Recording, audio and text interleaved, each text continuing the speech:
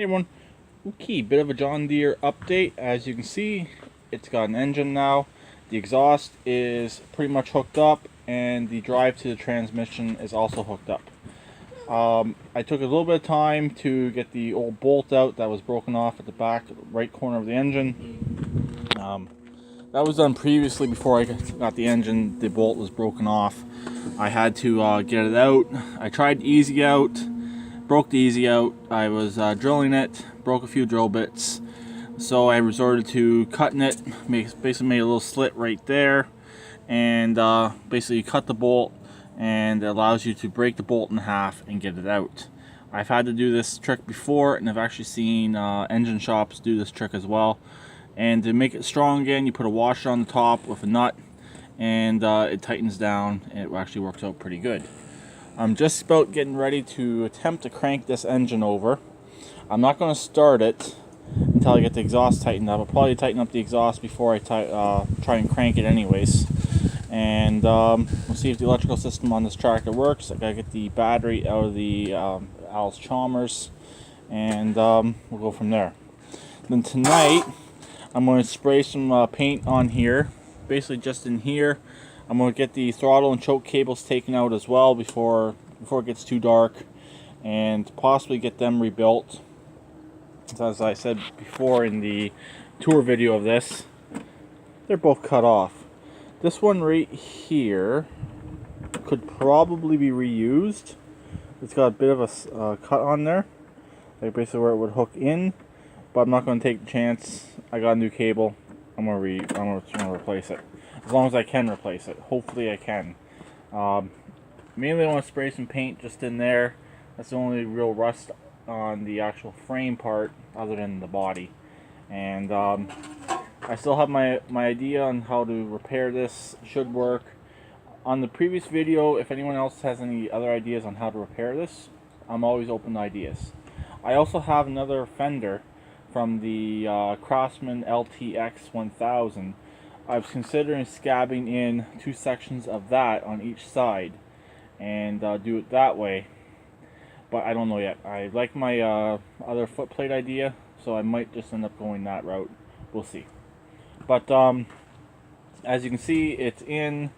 Just getting ready to attempt to crank it, put a battery in, see if the electrical system works on this tractor, and then figure out all the other electrical gremlins. This thing is not getting a push button. It's going to be started and stopped by the key, and that's the way it's going to be.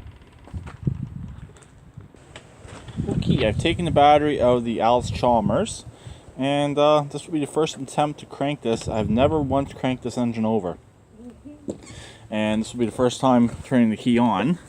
Let's see how many hours this thing actually had on it.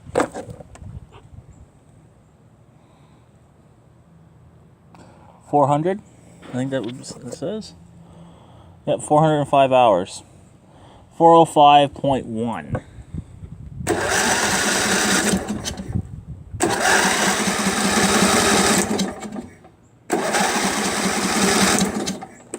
Okay, that's good for now. So I want to make sure it did crank. And I got to tighten up the exhaust. I got to tighten up that bolt I had to repair. But as of right now, the electrical system appears to be okay. I got to change out this wire right here. I don't like it.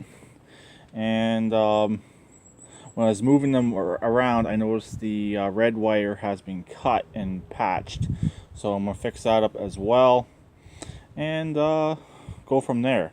But it does crank. I got to put some oil in this engine. It did puke out some of its oil earlier. And it's kind of low. And then next I gotta finish up the electrical system. This does actually have the same plug, if I can find it here. Here's the plug off the engine. It's a 6-pin, but when I pulled this engine out, I remember to save this half of it right here. And the tractor also has a 6-pin, but I don't know if the pinouts are the same. This engine came out of a Murray. This is a John Deere, so you could cause some problems if you just go ahead and plug this together.